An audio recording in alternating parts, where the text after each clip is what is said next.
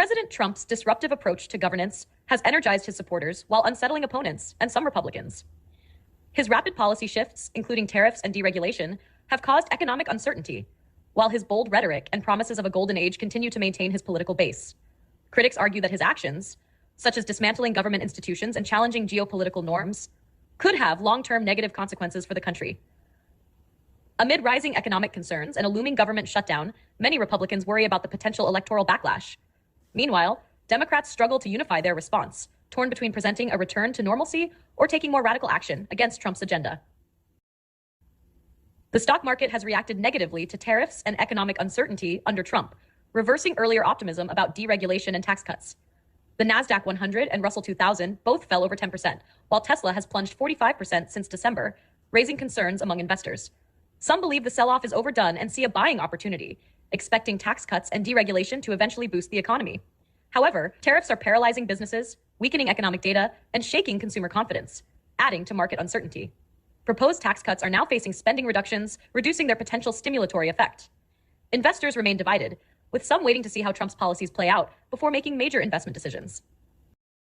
Palmer Luckey, the founder of Anduril Industries, was ostracized from Silicon Valley after supporting Donald Trump in 2016, despite selling his VR company, Oculus, to Facebook for billions.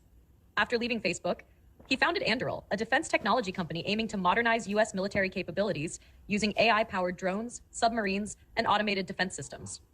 Anduril has gained traction by positioning itself as a product-based company, building working defense solutions rather than relying on government contracts for development.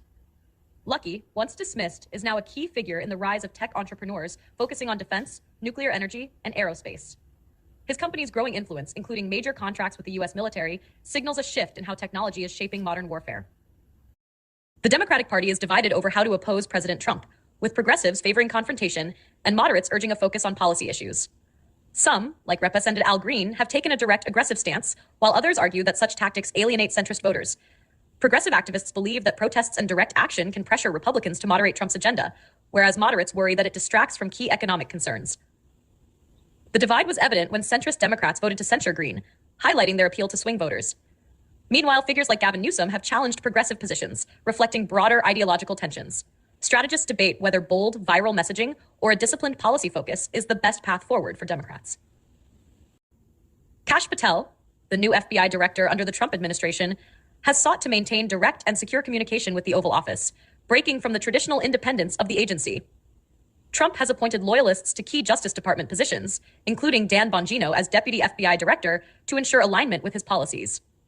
The administration has prioritized immigration enforcement and crime reduction, with Trump's deputy chief of staff, Stephen Miller, exerting significant influence over DOJ operations.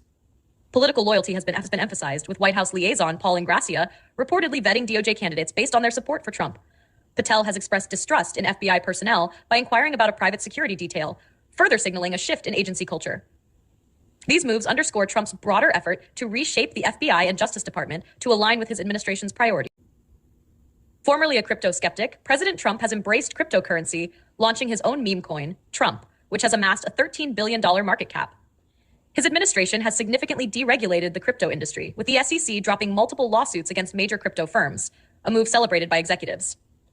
Crypto companies heavily funded Trump's campaign and policy efforts, contributing over $50 million to his inaugural fund and related groups. Trump's family, including his son Barron, plays a key role in his crypto ventures, with a major stake in World Liberty Financial. The president also signed an executive order creating a strategic Bitcoin reserve, further boosting crypto markets. Critics argue Trump's deep financial involvement in crypto raises ethical concerns, as his administration influences the industry's regulatory landscape. President Trump imposed 25% tariffs on most goods from Mexico and Canada after weeks of unsuccessful negotiations, ignoring last-minute calls from leaders of both countries. Canadian Prime Minister and Mexican President struggled to communicate directly with Trump as his aides seemed uncertain about his intentions. The tariffs were justified by concerns over fentanyl trafficking, but many officials saw them as a strategy to reinforce Trump's stance before renegotiating the U.S.-Mexico-Canada agreement. In response, Canada imposed retaliatory tariffs, while Mexico hesitated, opting for a diplomatic approach. Industry leaders, including U.S. automakers, expressed confusion over the administration's trade objectives. The situation remains tense as North American leaders attempt to navigate the economic fallout and seek a resolution. 5 Democratic senators had requested the Justice Department to investigate whether Elon Musk is leveraging his government role to pressure advertisers into spending more on X. The request follows a report that X allegedly pressured Interpublic Group to increase its ad spending or risk its merger with Omnicom being affected by the Trump administration. The senators warned that Musk's actions could violate ethics laws and federal extortion statutes. Musk, who leads the Department of Government Efficiency and frequently visits the White House, has not commented on the allegations. Advertisers had initially left X after Musk's takeover due to concerns over content moderation and company instability. Meanwhile, some brands including Amazon, Apple, and Verizon have recently resumed or increased their ad spending on the platform. President Trump praised Elon Musk for his leadership of the Doge in a congressional address, despite government lawyers previously claiming Musk's role was only advisory. Trump credited Musk and his team with identifying and cutting government waste, which has led to legal challenges questioning Musk's authority over Doge. Multiple judges have expressed skepticism about the administration's claims, as Musk appears to have significant influence without Senate confirmation. The White House later identified Amy Gleason as the official administrator of Doge, but Musk remains its public face and key decision maker. The Justice Department compared Musk's role to Hillary Clinton's healthcare task force in the 1990s, though critics argue he holds more power than an advisor should. Lawsuits challenging Musk's authority continue to grow, with new filings from government watchdog groups questioning whether his appointment violates the Constitution's appointments clause. Democratic mayors from New York City, Boston, Chicago, and Denver defended their sanctuary city policies before Congress, arguing that these policies have contributed to lower crime rates. They criticized Republican claims that undocumented immigrants increase crime, citing research showing that immigrant communities tend to have lower crime rates. The mayors contended that their policies help illegal immigrants feel safer reporting crimes and participating in the economy without fear of deportation. Republican lawmakers, however, accused these policies of providing a haven for criminals and interfering with federal immigration enforcement. The debate reflects a broader national divide over immigration policies and public safety. President Trump's newly imposed tariffs on imports from Mexico, Canada, and China are causing widespread concern among U.S. businesses, with companies like Target, Hasbro, and Best Buy warning of imminent price increases. Automakers and home builders are particularly vulnerable as they rely on North American supply chains, while farmers fear retaliatory tariffs from China, Canada, and Mexico. Some companies like Creative Wagons have moved production to countries like Vietnam to avoid tariffs, while others have stockpiled goods in anticipation of higher costs.